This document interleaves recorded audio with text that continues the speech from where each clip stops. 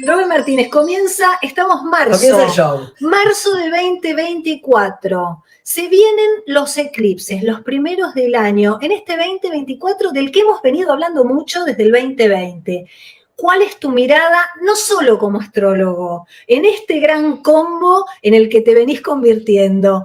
¿Qué es lo que vas percibiendo?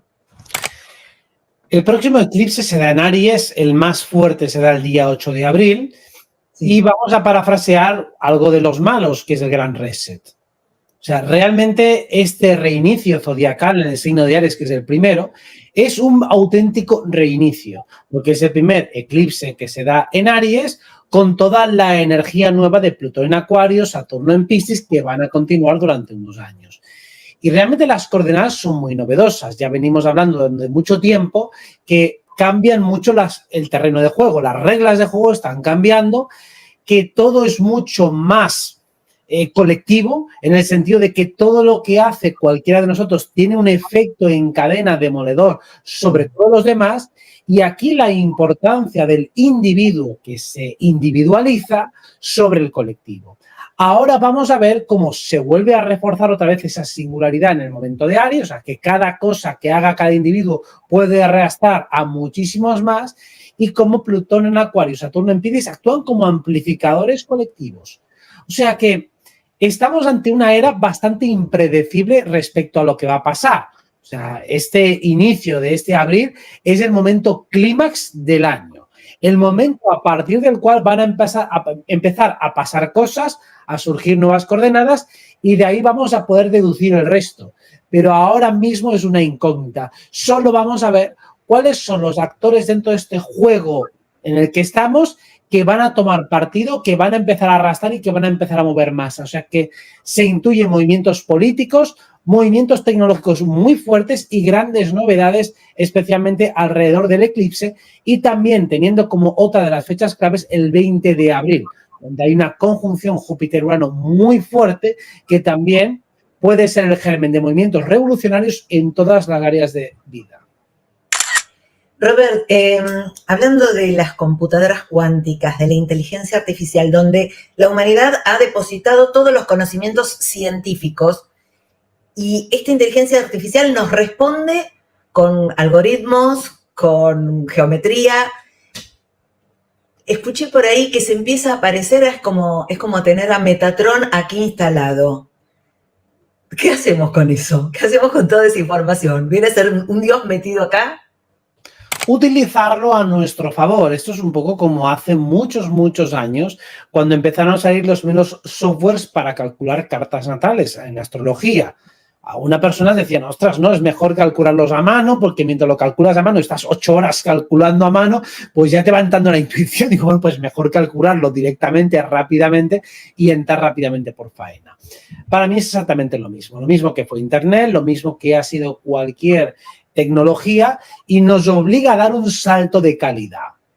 En el momento en el que hemos tenido, por ejemplo, un mayor acceso a información, eso nos ha obligado a seleccionar mucho mejor la información, porque tienes más de la que puedes abarcar, más información de calidad de la que puedes llegar a absorber y asimilar, lo cual te obliga a ser muchísimo más selectivo.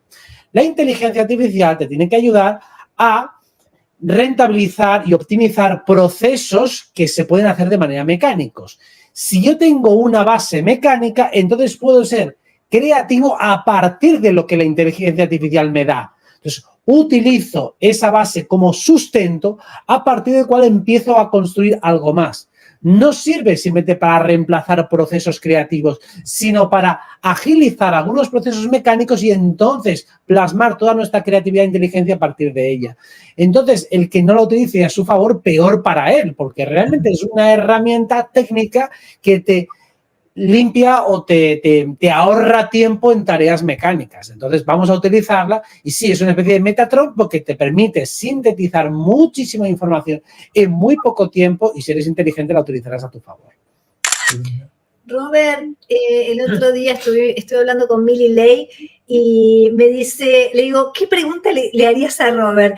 Entonces me dice, ¿cuál es la herramienta que él considera apropiada en estos tiempos que corren, sobre todo viendo que se vienen estos eclipses y esto relacional que se ve afectado? ¿Qué herramienta, desde dónde hacer esa base sólida con este año que está arrancando, ¿no? Desde lo astrológico. Para mí la herramienta base es la astrología, pero para el que no entienda la astrología o no la domine y demás, yo diría como enfoque, más que herramienta, como disciplina, la inteligencia emocional, que es quizá la asignatura más pendiente en general y que mejor se complementa con todo camino espiritual. Desde mi punto de vista, la mayoría de los caminos espirituales excluyen bastante de la ecuación todo lo que es el desarrollo psicológico y especialmente la gestión de las emociones.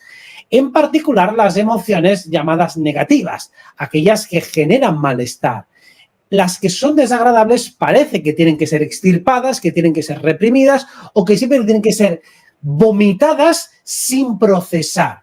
Mientras que lo interesante y lo inteligente desde mi punto de vista es canalizarlas y utilizarlas a nuestro favor. El entendimiento de las emociones, la dignificación de estas, el colocarlas en su lugar, para mí es básico para poder seguir avanzando en discernimiento respecto a todo lo que sucede a nivel geopolítico, respecto a todo lo que sucede a nivel astrológico, respecto a todas las tensiones que inevitablemente van a surgir con otros. Todo eso va a ocurrir, ocurrirá de una manera o de otra, y vamos a tener que hacer una gestión interna lo mejor posible. Si en lugar de reprimir las emociones, de violentarlas o de simplemente estigmatizarlas, las utilizamos a nuestro favor, va a ser mucho más fácil empezar a crecer espiritualmente, porque si no, uno se agota o se desconecta o estoy cansado o estoy decepcionado con el mundo espiritual porque no sé quién que consideraba que era un referente ya no lo es porque un día dijo no sé qué que me ha molestado. A ver, pues entonces eso denota inmadurez emocional e incapacidad para poder sostener emociones que son molestas, que son incómodas, pero que tienen un sentido dentro de tu trama personal. Entonces, para mí sería la disciplina más importante y en la que más enfatizaría, y de hecho estoy enfatizando más, en este 2024. Robert, ¿cómo hacemos esta parte de integrar todo esto oscuro que lo venimos esquivando porque es la luz, soy un ser espiritual, la luz lejos de mí? ¿Cómo empezamos a integrar esto de la sombra y realmente volvernos uno? La sombra se puede convertir en luz, porque simplemente es energía. Y es una energía que nosotros normalmente asociamos a todas las esferas que están inconscientes. Podemos hacer una equiparación entre luz igual consciencia y oscuridad igual inconsciencia. ¿Qué ocurre? Que nosotros tenemos muchísimos procesos que están funcionando ahora mismo a nivel inconsciente. Todo eso es sombra. ¿Eso equivale a malo? No equivale a malo. No equivale a involutivo y no equivale a regresivo. Simplemente son muchas acciones que están detonadas dentro de nosotros y que siguen actuando inercialmente en un segundo plano. ¿Cómo poder hacer que la sombra trabaje a nuestro favor? Por ejemplo, cada vez que hacemos un decreto que puede ser totalmente luminoso y amoroso, dejamos que este siga funcionando en un segundo plano. Luego podemos hacer otro y así sucesivamente vamos decretando, poniendo acción, poniendo atención, poniendo intención y entonces esa sombra está trabajando para nosotros. Todas esas fuerzas mecánicas e inconscientes del universo están trabajando para nosotros mientras decidimos focalizar y enfatizar en una en concreto que es la que en este momento es preferente. Entonces, claro que la sombra puede actuar a favor nuestro, pero primero tengo que entenderla. Tengo que entender que todo lo que es mecánico dentro de mí se puede equiparar a la sombra. La cuestión, y donde entramos más psicoanalíticamente en el concepto más peyorativo de la sombra, son todas aquellas fuerzas mecánicas que ni siquiera soy consciente que yo las eché a andar. Y eso es lo que uno tiene que revisar, entrar en introspección profunda para decir, no, mira, esto que está dentro de ti, lo pusiste en marcha a lo mejor cuando tenías 3 años, o 4, o 5. Tenía un sentido casi siempre de autoprotección que pusiste en su momento para defenderte, casi toda la sombra es puramente defensiva o reactiva, y ahora tienes que encauzarla de un modo más sabio, más adulto y más compatible con el resto de objetivos vitales. Ese ejercicio de introspección no te lo puedes ahorrar. Tienes que hacerlo y además, spoiler, no acaba nunca, porque siempre... Robert, en estos años anteriores estuviste muy activo en redes, estuviste muy activo como activista, valga la redundancia, siendo faro de mucha gente. Y hace un tiempito estás más recogido. ¿En qué anda Robert Martínez? ¿En qué exploración? Porque sabemos que quieto jamás. Entonces, ¿qué exploración interna? ¿Qué es lo que te está motivando? Porque también se te veía muy motivado y muy ocupando un lugar de un liderazgo expansivo, luminoso en redes y como activista. Pero, sin embargo, elegiste este recogimiento. ¿Por dónde andás? ¿Qué es lo que te mueve ahora a estar más quieto? Primero, como decía, el tema de la inteligencia emocional, ser capaz de descifrarla mucho mejor porque tiene un papel fundamental a la hora de actuar como creadores de realidad. Cuando nosotros actuamos como creadores, como proyectores holográficos de lo que es esta realidad que finalmente se manifiesta, el entendimiento del mundo interno es fundamental para amplificar el resultado, para que éste se parezca mucho más a lo que está dentro. Entonces es necesario muchas veces desordenar lo que está dentro para comprender los mecanismos. Uno tiene que ponerse a prueba, tiene que tensarse, tiene que retarse para ver cómo se desordena y luego ser capaz de recuperar la armonía una vez que ésta se ha deshecho. Es como deshaz las piezas del puzzle y vuelve a construirlo. Digo, vale, no basta simplemente con tener el puzzle ya hecho y no lo toques, que luego no sabrías cómo reordenarlo. De ahí la importancia de ir poniéndose a prueba constantemente. Entonces estoy tratando de descifrar cómo funcionan todas esas piezas del puzzle, todas las que sea capaz de descifrar, y también, dentro de lo que es la parte astrológica, comprender mucho mejor cómo funciona cualquier perturbación llamada enfermedad. O sea, cómo funcionan absolutamente todos los mecanismos que nos llevan a enfermar y cómo se pueden corregir. De la manera lo más simple y lógica que pueda. Ya sabemos que la salud es extremadamente compleja, extremadamente multifactorial y estoy tratando de llegar como puedo, porque es un ejercicio de introspección muy complicado, llegar a las coordenadas más centrales y más básicas y más fáciles de digerir. Claro, eso no puedo hacerlo, compatibilizarlo con un activismo hacia afuera, con muchos directos diarios, porque es que no tengo tiempo para poder hacer ese ejercicio de pensar y razonar, porque además consume mucha energía. O sea, que puedo estar a lo mejor 3 horas en meditación tratando de analizar y poner conceptos, depurarlos, y a lo mejor esas 3 horas no he llegado a nada concluyente, digo, pero algo avanzado. Entonces eso requiere tiempo y por revolución solar y también por tema de que considero que el activismo hacia afuera ya hay gente que lo está haciendo mejor que yo, me quedo tranquilo dejando en buenas manos el hecho y esa representación más en la calle o más en otros lugares de gente de la que me fío mucho y sé que lo va a hacer tan bien o mucho mejor que yo. Ya has semillado. Sí. Claro, esta que fue tu gran misión estos años. Y hablando de semillas, Robert, digo, si somos semillas estelares y hablamos también de razas, ¿no? De estas razas que venimos a encarnar estos cuerpitos humanos o, no sé, o trajecitos, ¿nos favorece o nos facilita saber cuál es nuestro origen estelar para ver cuál es el propósito o la misión que venimos a cumplir a esta encarnación?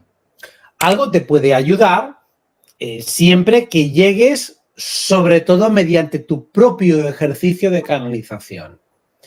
Si te lo dice otra persona, se va a quedar en un contenido mental e incluso puede ser que la otra persona se equivoque, es decir, que tampoco deberías tomarlo como absoluta certeza porque va a pasar muchas veces que varias personas te aseguran que tú eres un ser distinto. Uno te dice que eres pleiadiano, otro digo yo estoy seguro que tú eres no sé cuánto y yo te vi no sé qué vida. Digo, ya, claro, pues evidentemente o bien he tenido muchas razas o cada uno lo está viendo desde su ángulo, que también podría ser.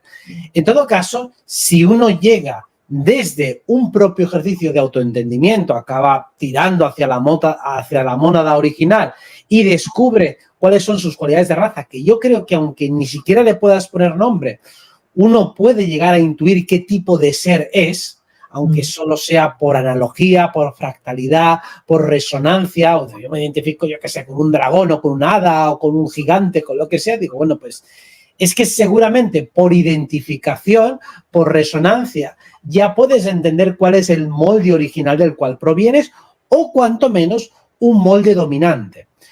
Ponerle nombre, pleiadiano, arturiano, si no sabes tampoco lo que significa pleiadiano o arturiano, ¿de qué te sirve?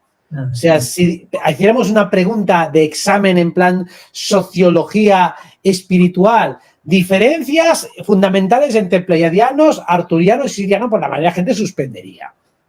Y explícame los atributos diferenciales de cada una de las razas, los tonos vibratorios de cada uno de ellas, nivel evolutivo, también, claro, las diferencias naturales entre individuos. Como si yo soy humano, digo, bueno, ¿y qué diferencia hay entre un humano y otro escogidos al azar? Pues muchísimas.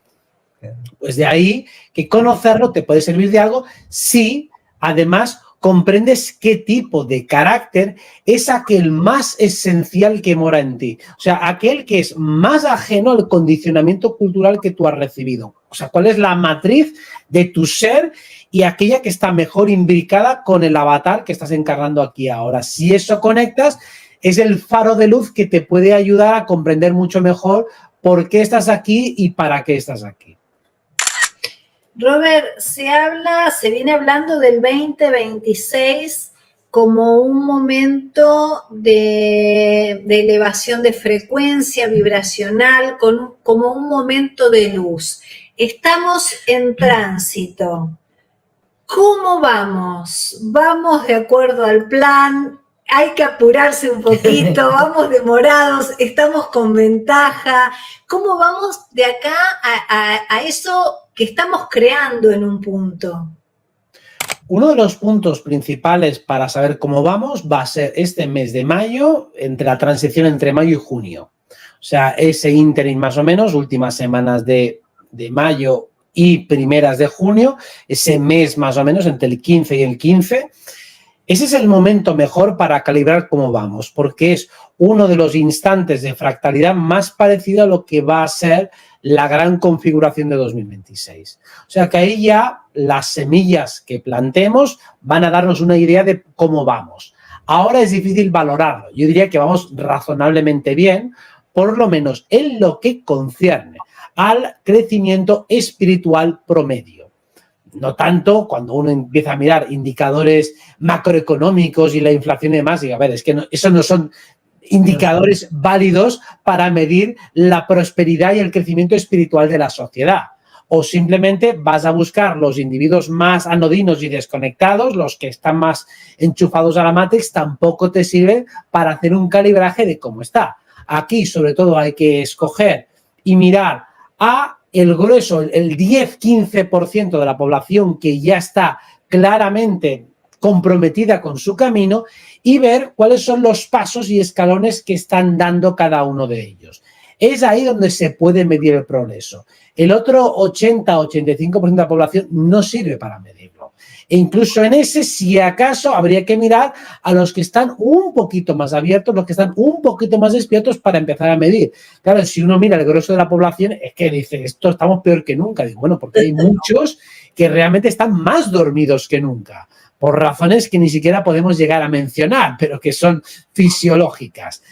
Y de ahí que entendamos que tenemos que aprender a escoger los buenos indicadores de medición para poder hacer un calibraje.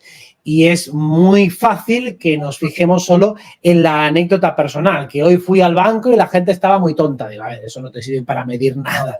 Haz un calibraje energético y también fíjate en los divulgadores, en la gente que esté en los grupos, a ver si van poco a poco asentando conceptos que tenían muy difusos en 2020 y que ahora pues poco a poco ves que sí, que eso ya está más que asentado y las preguntas filosóficas y los planteamientos son mucho más avanzados. Pues para mí eso es donde podemos realmente medir y yo creo que vamos bastante bien. Qué lindo. Robert, como viajeros cósmicos que somos, yo siempre estoy pensando en esto de cuál es la misión, el propósito por el que vinimos. ¿Es vivir en plenitud? ¿Es esto o ser simplemente, no sé, testigos oculares de esta experiencia y ir manifestando y mandando el informe a donde sea? hay muchas versiones de los hechos y yo creo que puede haber matices entre unos y otros. Para mí la plenitud creo que es deseable en todo ser. O sea, creo que ese es un atributo universal que todo ser busca en términos generales. Pero tal vez en términos encarnatorios particulares, y además eso es muy notorio, pues en bebés que mueren a los pocos meses o en abortos, donde claramente el objetivo de esa encarnación no puede ser la plenitud. O sea, que hay muchas vidas en las cuales por su corta duración o por otras cuestiones no puede ser un propósito fundamental el alcanzar la autorrealización. O sea, que puede ser que en algunos casos se dé eso, vengo como un alma de sacrificio, vengo a crear un equilibrio kármico, vengo a hacer lo que sea, o sea, que puede serlo. Pero vamos que todo adulto mínimamente desarrollado que ha sido tocado por la varita del crecimiento personal y espiritual, la plenitud podría ser un horizonte común de todos. Y algunos, particularmente, pues pueden tener una misión más divulgativa, otros más de observación, y ahí es donde utilizamos la herramienta como la astrología para ver también cuál es el grado de implicación y si también lo que vienes a vivir, lo que has decidido escoger, es más individualista, es más colectivista, es más social, está más enfatizando en la esfera intelectual y de observación, es un camino más zen, por ejemplo, más de adiestramiento atencional, de control de la energía, es un camino más emotivo, más vincular y por lo tanto más emocional, es más de suprimir las emociones, es de enaltecerlas. Y ahí es donde podemos ver el tono particular de cada uno, decir, vale, esto que decimos no es exactamente para todos. Aquí intentamos llegar a aquellos puntos y atributos que son más comunes, pero siempre hay un matiz individual y por eso a veces también algunas personas veo que me hacen las preguntas en consulta, digo, bueno, es que yo con esta parte en concreto global no resueno. Y bueno, porque para ti esa no es. Tú tienes otra que es distinta, que además ya lo tienes que notar. Si algo te rechina muchísimo, eso no es para ti.